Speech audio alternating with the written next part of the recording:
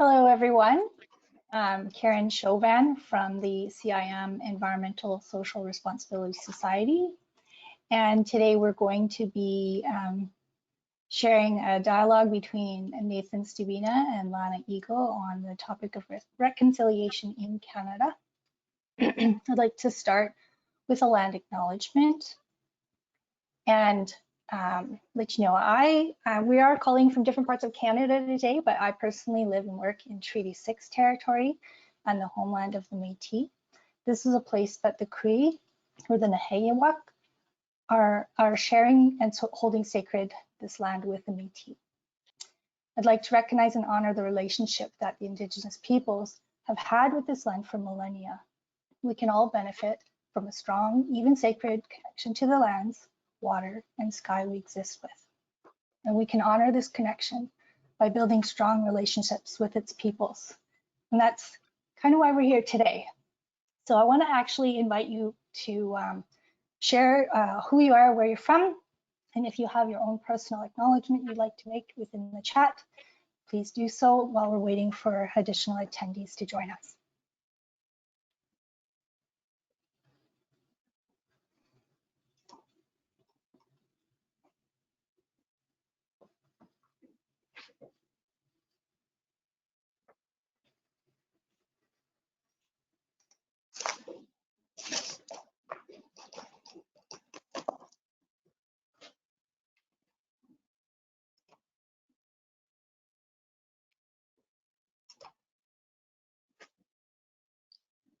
Anyone putting anything in the chat, Karen? No, I'm not seeing anything yet. I mean, it does take a few minutes for people to type things in, but don't be shy, right, everyone.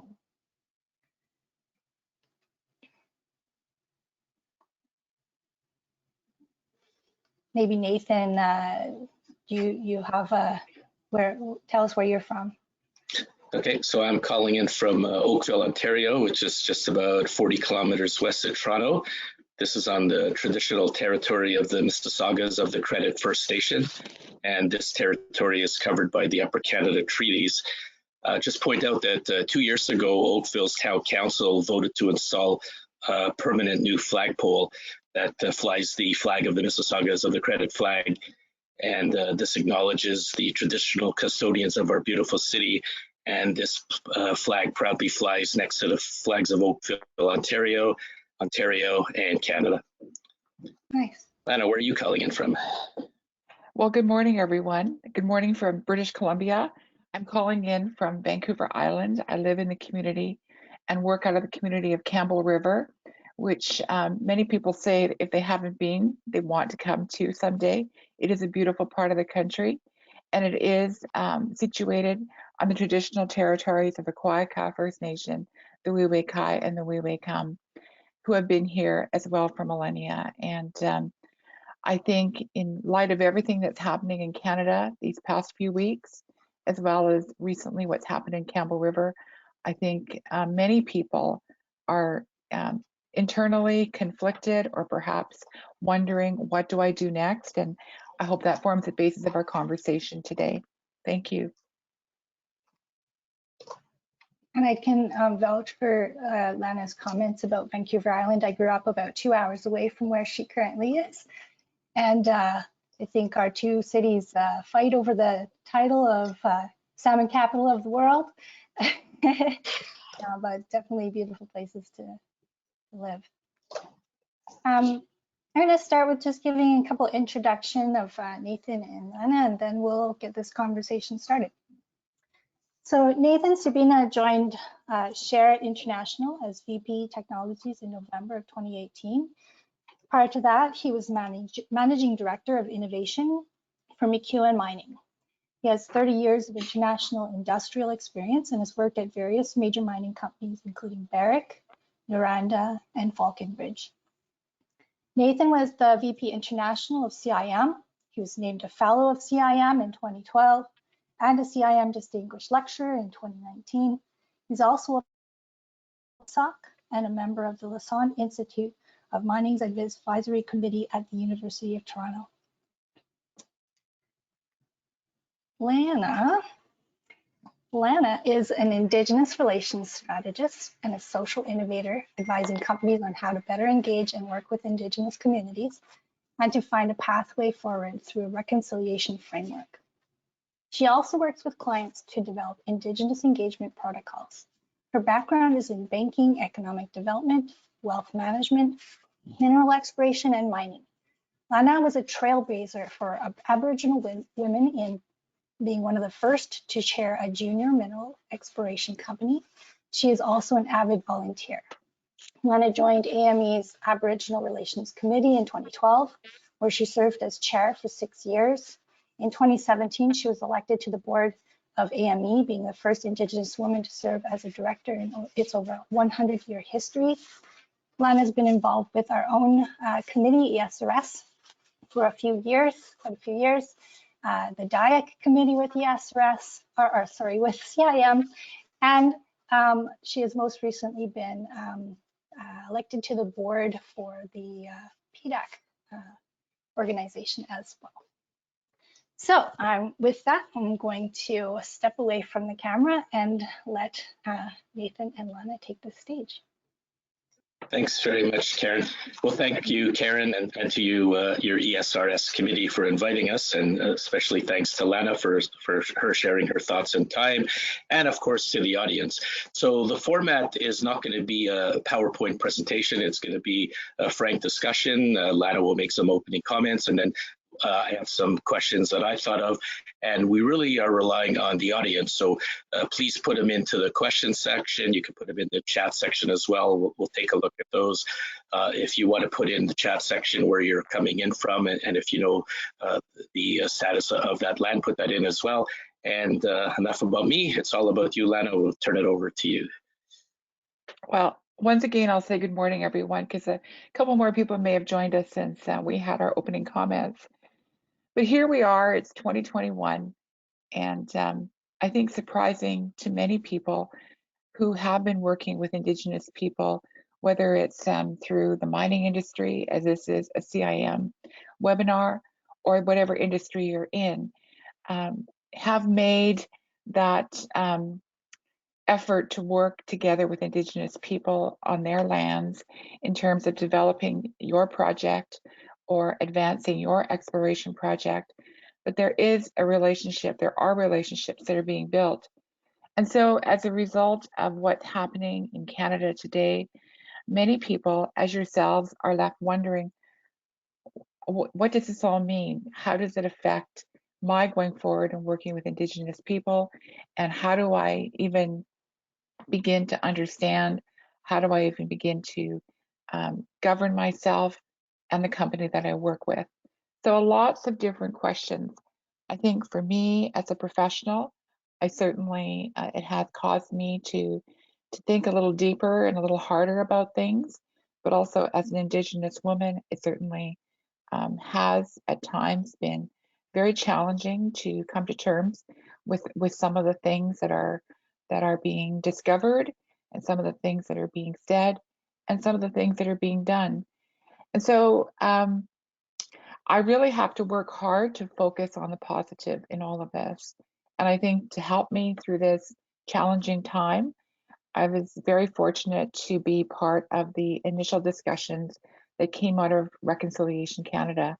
And many people were invited, both Indigenous and non-Indigenous, to participate in these conversations to better understand what is happening. And as well, I've been contacted by many colleagues and friends in the industry expressing their sorrow, expressing their, the question, what do I do next? But really their journey began a year ago, and I think for many Canadians it did, when the Black Lives Matter movement in the US and in Canada began to take shape. And with that, Indigenous Lives Matter became part of it, but maybe not as a resounding as a movement, but certainly it began to, I guess, show people more what is happening with our own Indigenous people in Canada. And it was during that time, two things that stand out to me.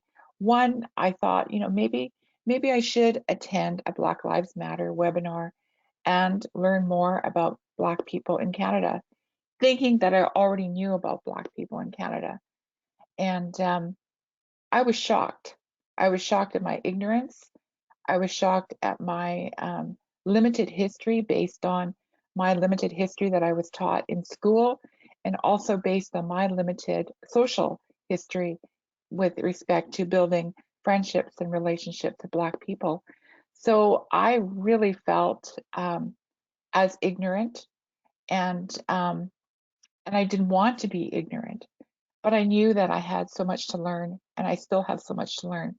And I think for many people, when I look at that experience, I think many people are feeling maybe somewhat the same way about the recent discovery of unmarked graves and the hundreds of children that are buried in those graves. I think to some extent, people have sort of foraged and built that relationship, built that bridge between themselves, their companies, and Indigenous communities without really understanding perhaps the depth of the hurt and the grief that people endured and what it really meant for families to be separated and for children to be taken away to residential schools and some to never return home again. So what does that all mean, and how has it impacted society? Not only directly Indigenous society, but indirectly, how has it affected our Canadian society? And I think for so many years, we as Canadians, we as a country patted ourselves on the back in terms of being multicultural and welcoming and all of that, when we really had our own challenges, our own dirt in our own backyard that we failed to deal with. And so that sort of spoke to me. I had a glimpse of an understanding, a glimmer of understanding of what people must be feeling like. The second thing that stood out to me from last summer were I was contacted by a few of my non-Indigenous friends who are geologists and engineers, and I was really moved by their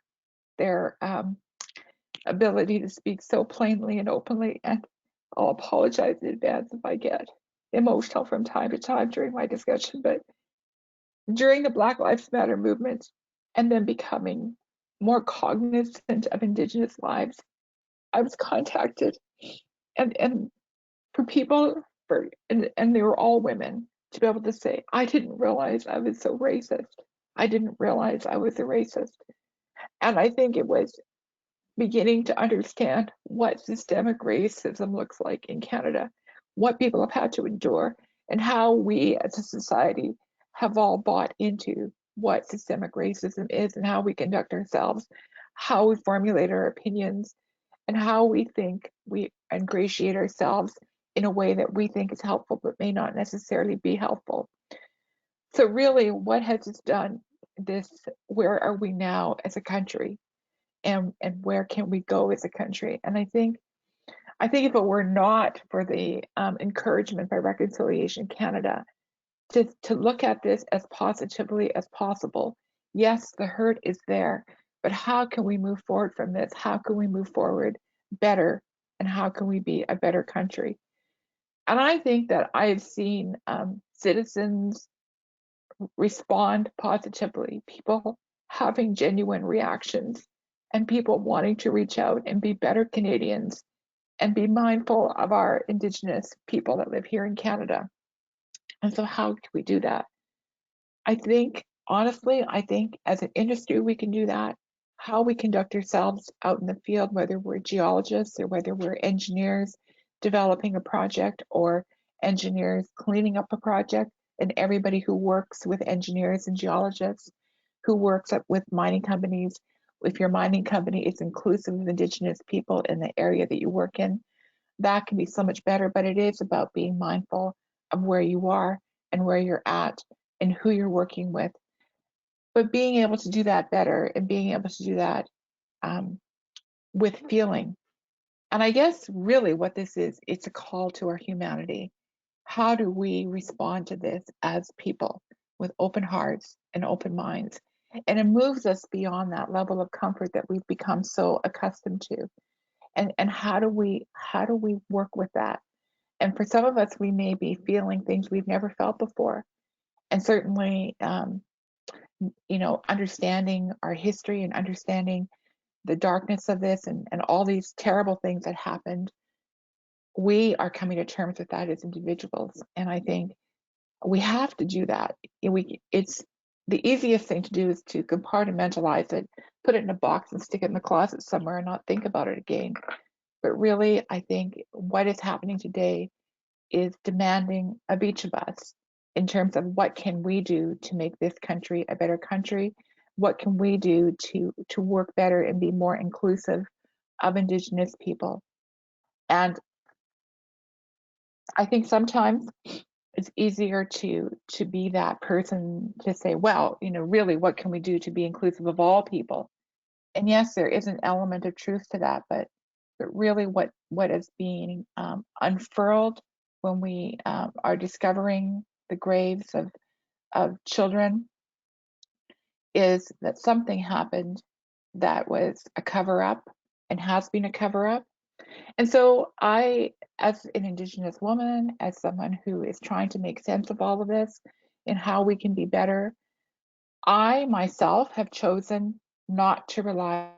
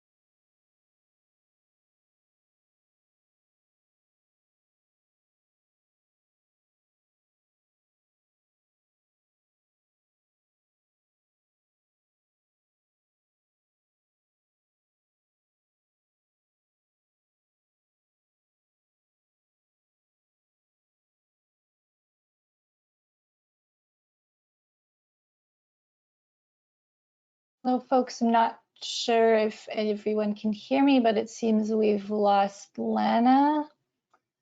Oh, you are there. See her at the bottom. Sorry, Lana. Just you were frozen for me. Am I? Oh, I was? Yeah, I you're don't even know back where I now. froze You because I'm not disappeared. really So, looking at myself. Okay, so what did I disappear? What was I saying? so I got distracted with trying It's to a sort listening of test. just that you were talking about like what can we do here to move things forward, and yeah, so we lost Right. a little. Okay, I'll just backtrack a couple of steps, not everything. But I No, think it's really this. Am I frozen again? no, go ahead. Okay, I think this moment in time, this time in our history as a country, is calling on each of us as Canadians. What can we do to change this country? And I am reminded of Dr. Robert Joseph, who is the founder of Reconciliation Canada, spoke to me one time as we were waiting in a green room before he went on stage. And it really was turning it back to me as an individual and asking myself, what can I do? What can I do to advance this conversation? And what that really means is it's in everything that we do on a daily basis to move this country, to move this province, to move our city, to move our town, to move our company forward. It is my attitude. It is how I talk to people, how I treat people, my jokes, how I make fun of things, all of that. It's an attitude shift. It's how we approach things. And I think once one person can start making that change, and then two people, it begins to multiply.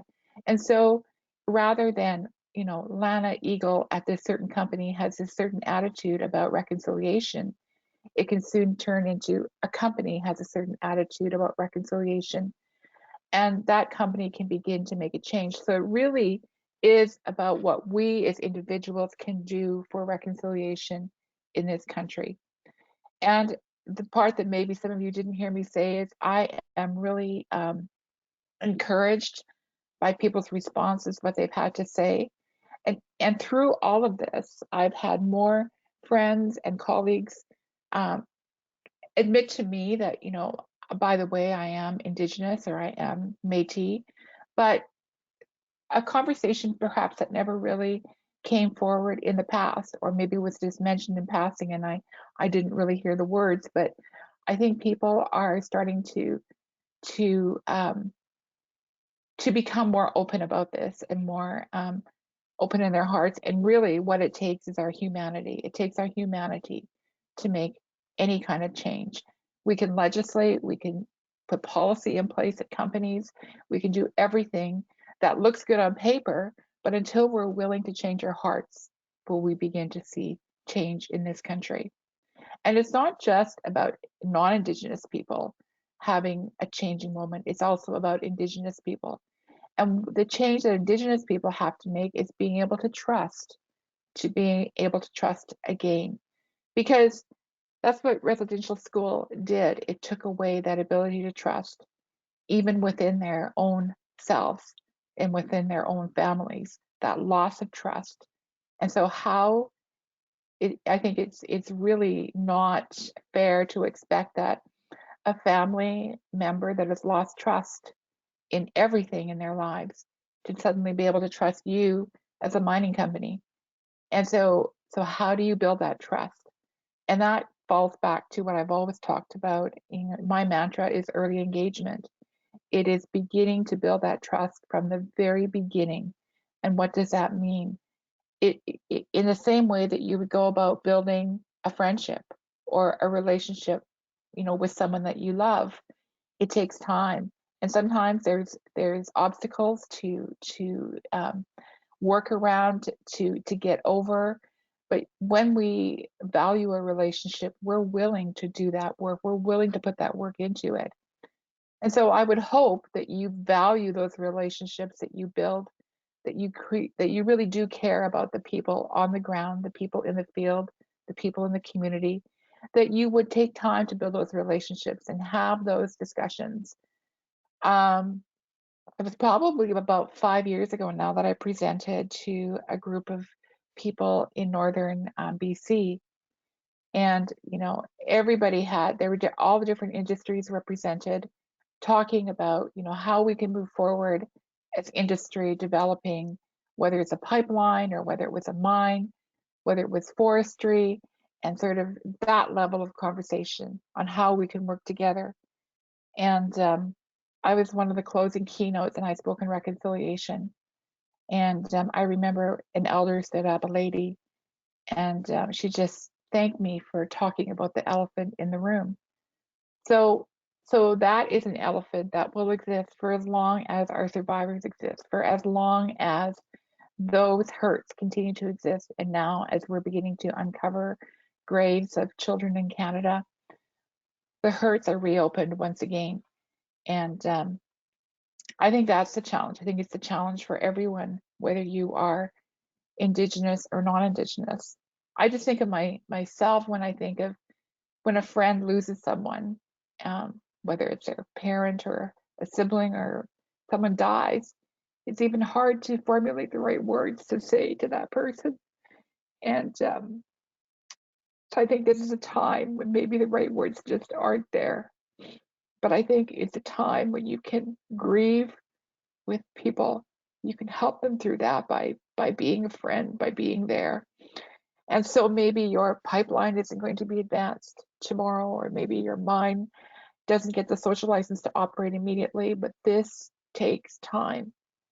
And, you know, when we look at the locations of where the graves are, when I think of at the graves at the Tecumseh Indian Band School, those were children from different parts of BC that were there. So it's not like, oh, well, I don't work there, so I'm not too worried because my development is over here in the far corner of BC. But the hurts go far and wide and deep. So you, as a Canadian, as an individual that really wants to build those relationships, will take the time that it takes to grieve and to extend yourself as someone who really cares. I think that's how we move forward, so that they can see within you an ally. And really, when I go back to the talks that we've been having at Reconciliation Canada, we talk about people who are non-Indigenous, who have lent themselves to the conversations, that want to be there, that want to find a way forward as being allies. And I think that's where we can really make a difference, is becoming allies. So I've gone on a little bit. I said to Nathan that I would have opening comments about 5 minutes. I think it's probably closer to 10. So I'll turn it back to Nathan, and Nathan is going to ask me some pointed questions, and maybe some of them I've already answered. But I think hopefully it'll open it up for you to feel free to ask questions. Thank you. Yeah, some are coming in the question box there. Just to point out, Lana, there's people coming in. I've got Thompson, Manitoba, Treaty 5, Squamish Nation, North Vancouver, Angela, of course, from Montreal, New Westminster, Lindell Beach, and people calling from all over the country. So the first question, some of them are more comments, is just to get your reaction to them. So a couple of weeks ago, I was interviewing Carrie Lenkowitz for some CIM diversity panel, and she said something interesting, at least to me. And she says people approach her and they say, you don't look First Nation, your skin is so light, or your name is certainly not First Nation, it's more European. And, it made me think, so the biases and the prejudices that she faces might be different than yours and others. And, how do you react to that story, you personally? I'm sure you've heard this before as well. Yeah, I think, and I really don't understand why someone would even point that out. I mean, but, I think in some ways I can relate to her, because I think of myself, I have a last name Eagle. And so I think once in my life, people thought it was actually a German name, Eigel, Eigel, which I found really funny. I am dark complexion, so, but a lot of people may not think that I am First Nations, because I don't sound like it, in the sense that when I speak, I have a more, if you couldn't see me, you wouldn't know that I was First Nations. And so people can say things around that, and maybe not so directed at my looks or my presentation of myself, but they may say things like, oh, well, I collect native art. And I've had that said to me countless times. And I'm not even sure what kind of reaction they expect that I'm going to give to that comment. But I find that there are those kind of comments that people just have to make, because maybe it makes them feel better. I don't know, but it can be disconcerting, and sometimes I think that the best way to deal with those things is just not even to give them an answer. There is no answer to that. I can't change the way that I look. I can't change the way that I sound. But if you, in your mind, feel that all First Nations people should sound a certain way or look a certain way, I think it's kind of sad. Really, that's my comment. I actually liked her answer. Her answer was, take a look at me. That's what First Nation looks like. That's her answer to that question. Yeah. Because here's one from the, go ahead. No, I was just going to say, not all of us look the same. There is, I not that there, I'm sure there's all kinds of studies. We seem to be studying everything to death, but different people from different parts of America look different. So the Sioux, and that's what my father is, the Sioux are very tall people. And so, growing up, I was always taller than my classmates, and and people will say, "Oh, you're so tall," and which has nothing to do with race or anything. But I would often get that comment from Indigenous people on the West Coast. "Oh, well, we know you're not from here. You're so tall," and I never took that as anything negative, because it wasn't meant to be negative. It's just that yes, I am taller than everybody. So I think a lot of those comments we also have to um, try to figure out, I guess, in what way they're presented. But yeah, it's not a good thing to point people out as being different because of their appearance or what they sound like. By the way, I never get that "you're so tall" comment. Here's one from the audience. Lana, do you think that doing away with the Indian Act would pave the way for a real, and real is in all capital, reconciliation? Oh boy, that's a good question. I think, if it were up to me and I had to give an answer to that question as you've asked just now, I would say yes, but I wouldn't want to be quoted on it because really it's not up to me. We think of the number of indigenous people in Canada, over 630 Indigenous communities. Everybody has a different opinion. Some see the United Nations Rights Indigenous People Act as this is finally it. This is what's going to move us forward. Others don't see it that way. We look at our rights that are declared in Section 35 of our Indian Act, and some communities feel that is all that we need. Others feel that having this sort of system that we have set up that helps to finance programs on reserve and helps to give people an income as well as housing. We definitely need that, some would say. And but I think, from my view, it is almost like a tether, if you will. It doesn't give us that opportunity to move forward in areas that we can move forward substantially. In other words, when it comes to economic development. And I think if communities were given that opportunity to be equal to everybody else in Canada to create wealth, whether it's through mining or whether it's through pipeline or any other thing, railway, and we had every opportunity extended to us to become economic partners as well as to have people trained and employed, and all of those opportunities are open to us. To grow our wealth and to alleviate ourselves from poverty, yeah, I think it would be very positive. And I think there would be many people surprised, not only non-Indigenous people, but Indigenous people ourselves, at the length and the breadth that we could move in our country to become wealthy and to alleviate ourselves from poverty and to alleviate ourselves from being dependent upon the government, being wards of the government. I'm going to combine a couple of concepts, so answer it the way you like. So, I've heard people say that the residential schools, wasn't taught to them in history class, but is it really history? The last schools closed in 1996, which to me isn't that long ago. And I, hear people say they're not responsible for what happened in the past; they're only responsible for how they're acting now. So, what can Canadians in general do and say? And the other question is, maybe you answered it, but I'll ask you directly. Like, are you surprised by the reaction of, society now?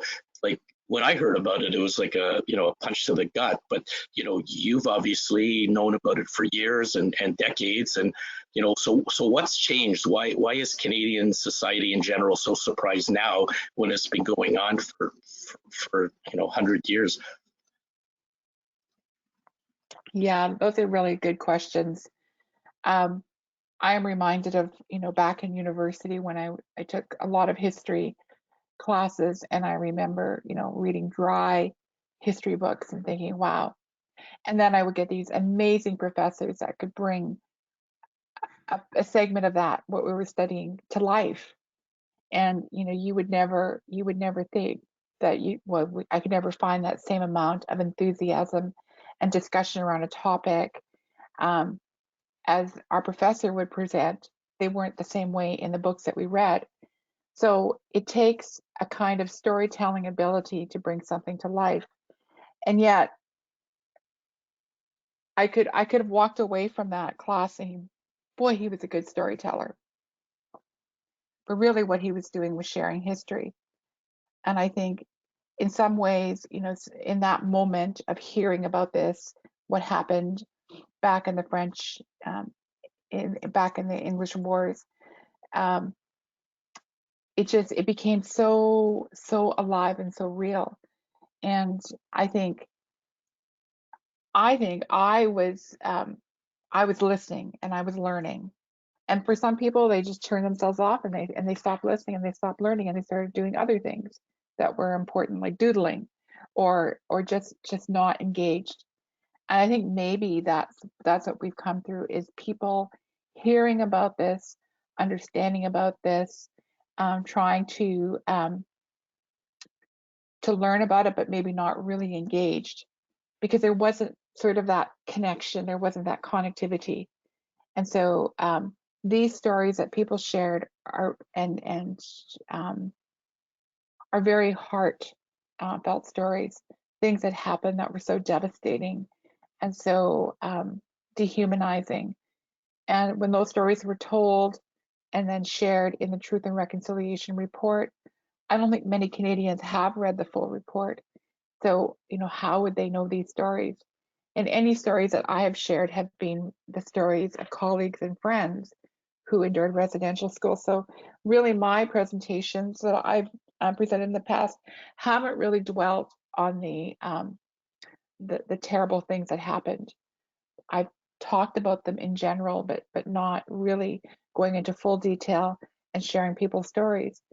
So I think that in some ways, maybe people have closed themselves off from really engaging and really learning and really listening. And in some ways, maybe they haven't really been told the full story. And in a lot of ways, they probably haven't read the TRC report to find, you know, more of these stories out. So there's a lot of, I can't blame anyone. I'm just saying that everything worked together for people not to really know about this.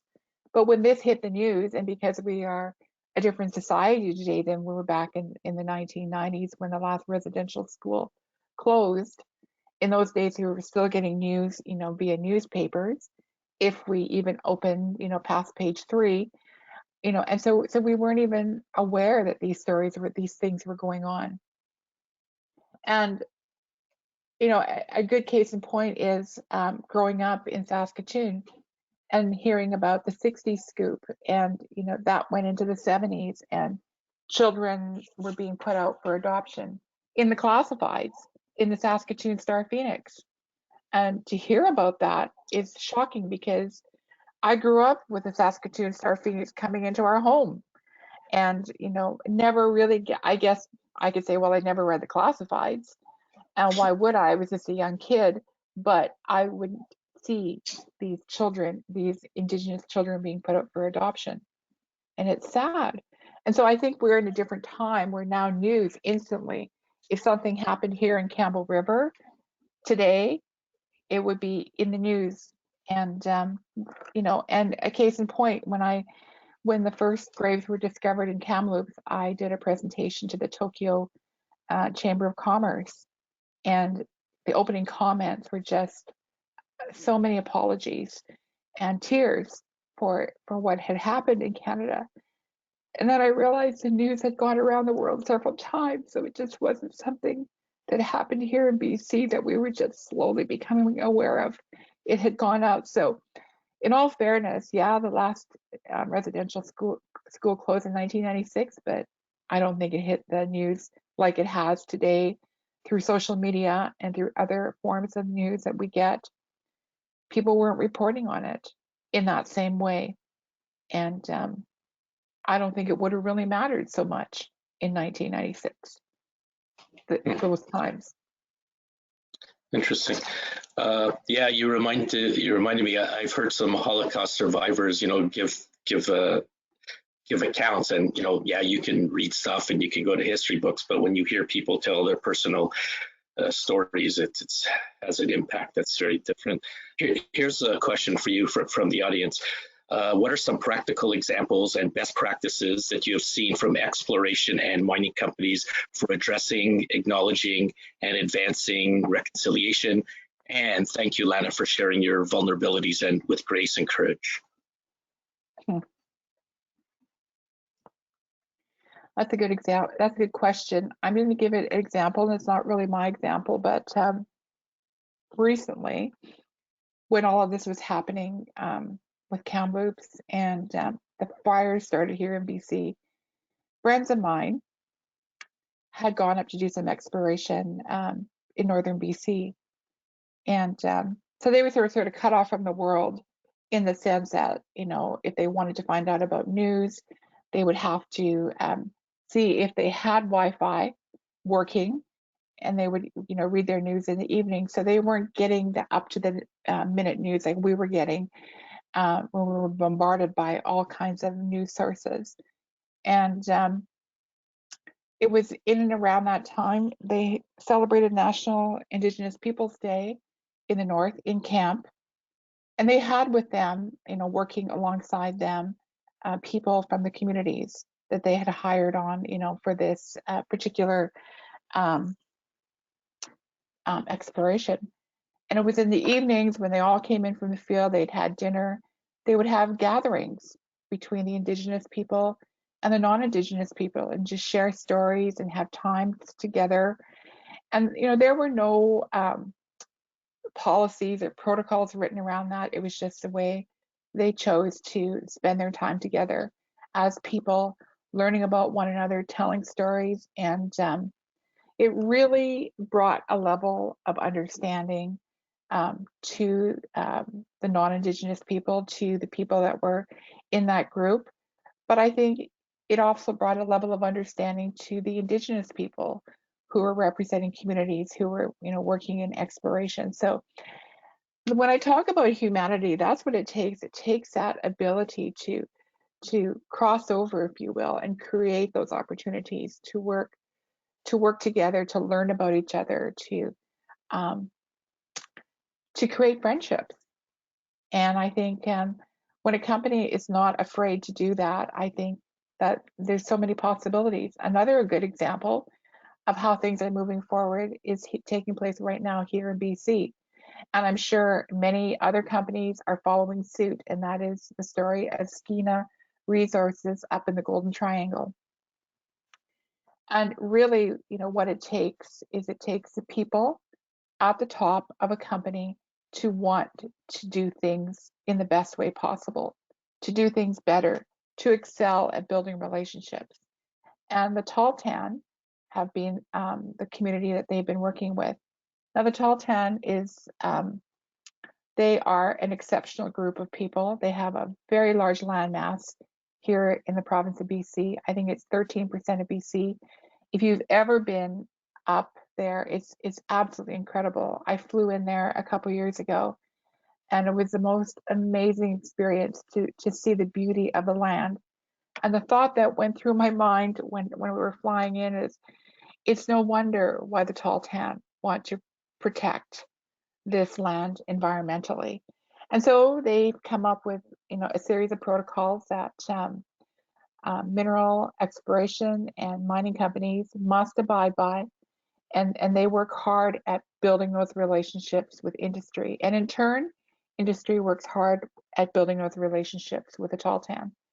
And so that has become, I think, a watermark or a benchmark for other companies and other industry to aspire to in building those relationships.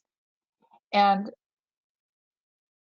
you know, that's a really good example. So if you're wondering, you know, who can I look to, I would definitely search out Skeena Resources. They are always finding remarkable ways to move together with the Tahltan.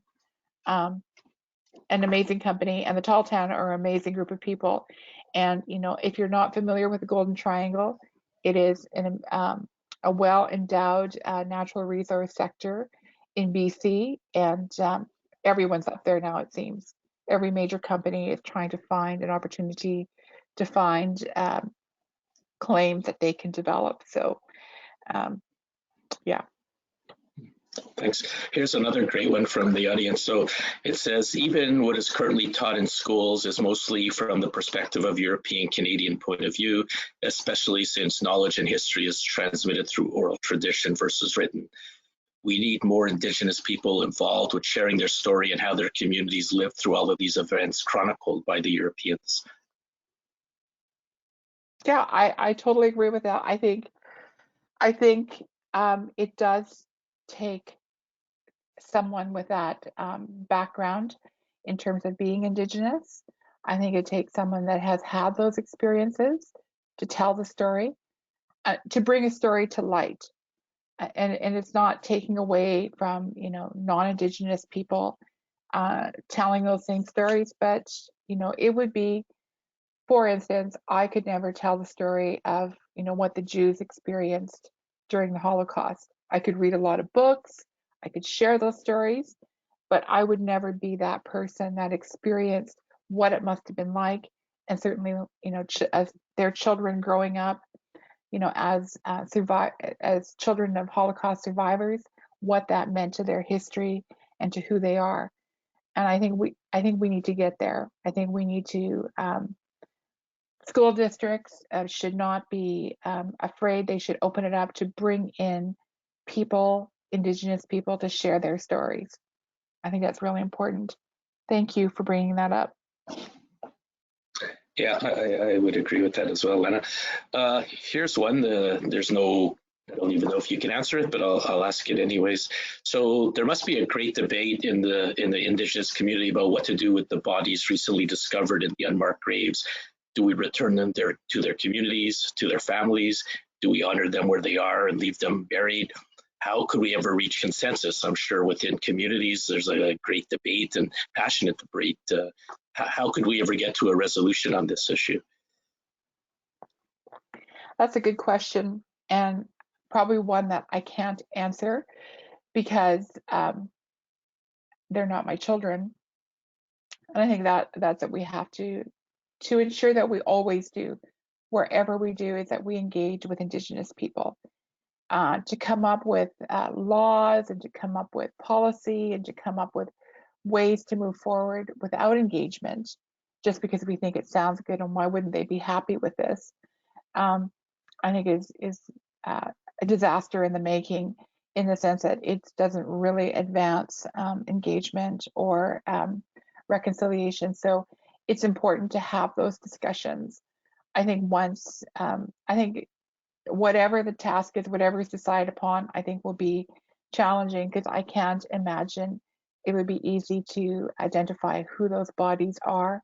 But I think once that piece is done, then I would say, you know, it then becomes up to the families and the communities in terms of how they want to deal with this. That's a tough question. Really, it is. Are there any questions that come to mind that you didn't address in the first part? You know, based on, you know, the questions you've heard so far, people are looking at this situation. Anything, you know, you want to add without a, you know, question from me? Okay. I think that many of us have begun the journey of reconciliation years ago, and I don't want to take away from that. And with that, you know, the Truth and Reconciliation Report came out in 2015.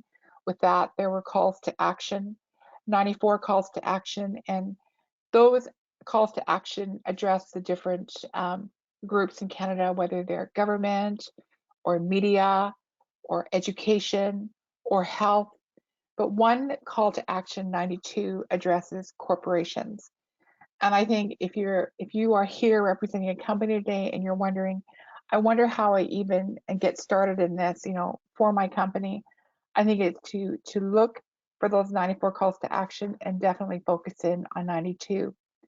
And then I think you have to kind of take stock of what it is that you have been doing. What are you doing? Because I think there are some companies in Canada that have been working on this without calling it reconciliation.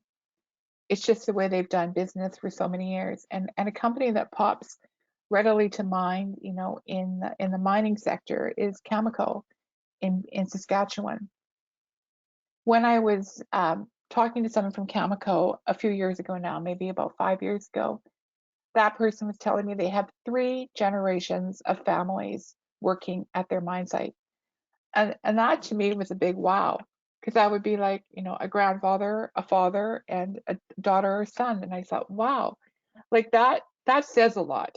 If you totally hated where you worked, I doubt that your children, unless to spite you, would go and work in the same company. But that is something that keeps on going, and it's the history of the company. And this has been going on now for, let's say, 30 years.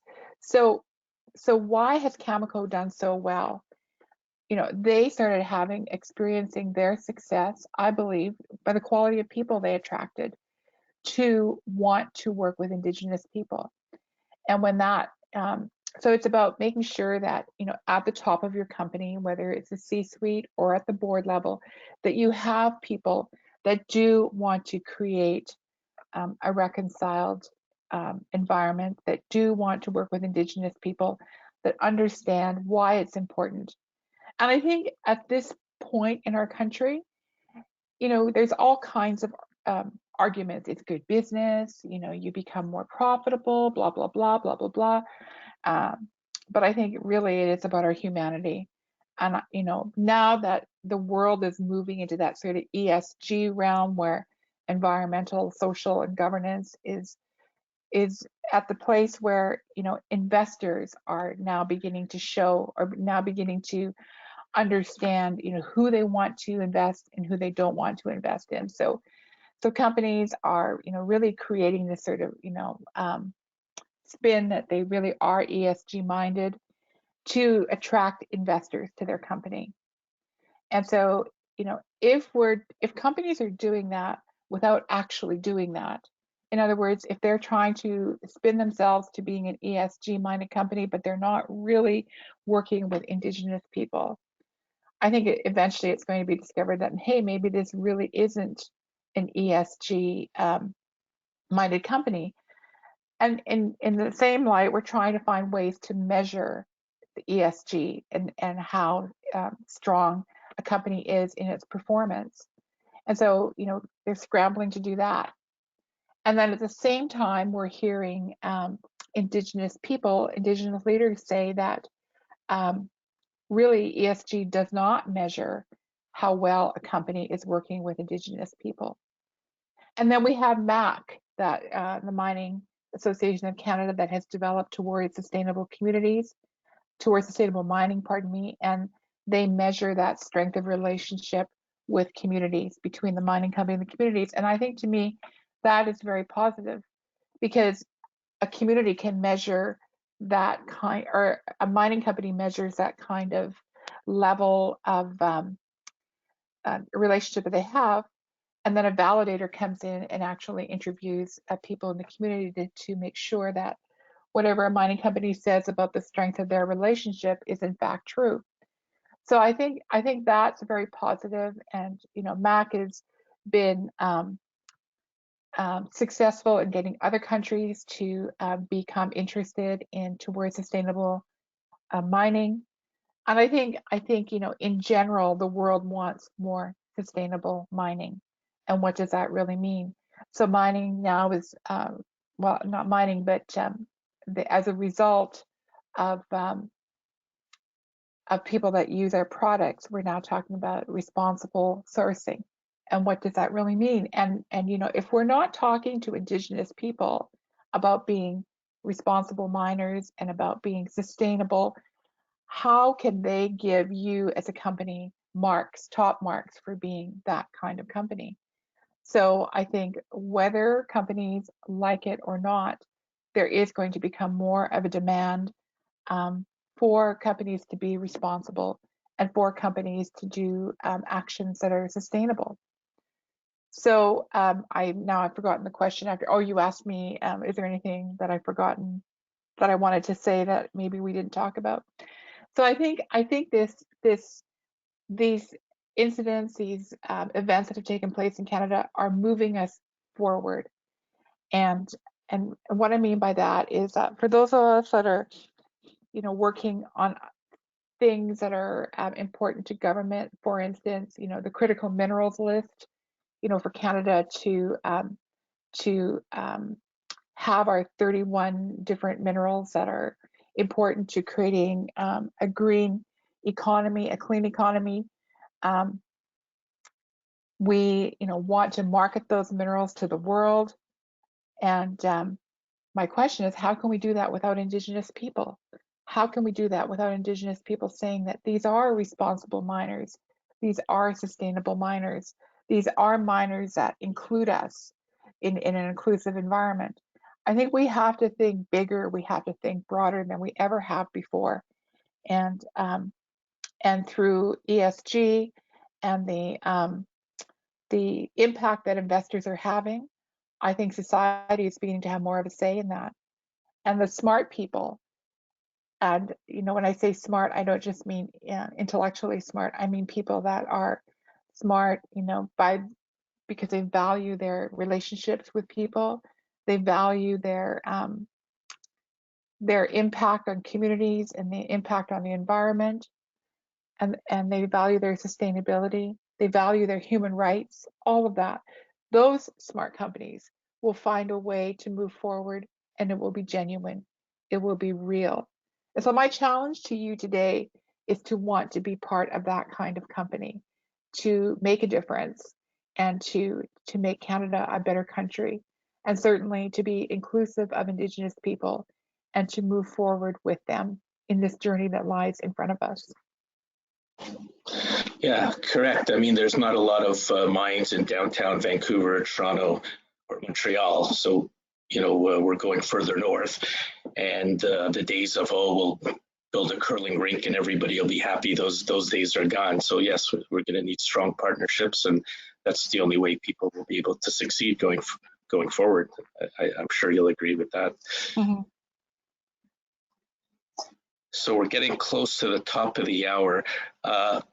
Maybe I'll just ask your personal opinion. Do you feel the same, more positive? Is our timing better now going forward? Do you think we can move forward, move the needle on some of these initiatives? How do you feel about the current state of affairs in Canada and the world in general? I think, even though I'm hurting, and even though I'm saddened by the discoveries, I'm warmed in my heart that there are people, good people, that do care, that want to be allies, that want to see a shift, in our country, so that we are a better country, that we are better people.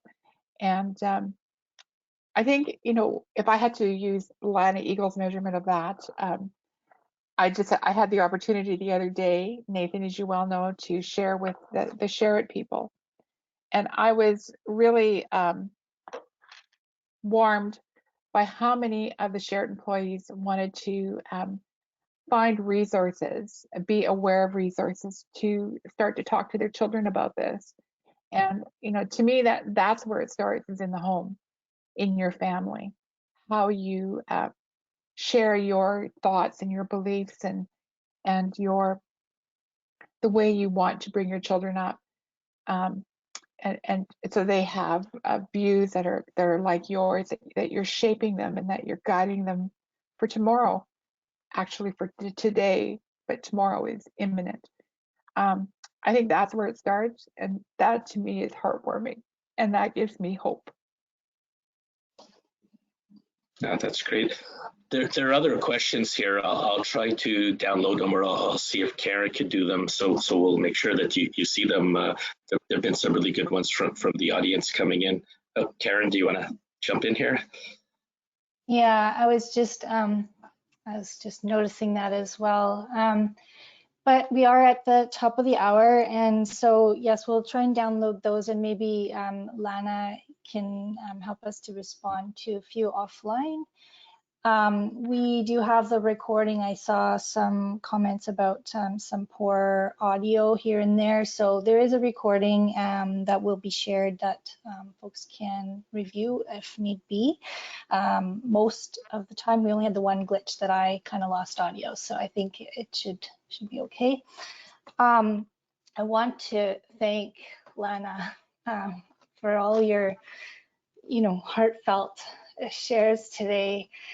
I don't know that I could speak through all of that myself. And Nathan, thank you for leading the discussion. I probably, again, I wouldn't be able to keep my standing quite so well responding to some things. I like your reflections, particularly on, we all need to start to educate ourselves and become more aware of the stories and the things that have happened. So we really get it. And, I myself am on a journey learning about my own history, as well as looking into some of the resources available.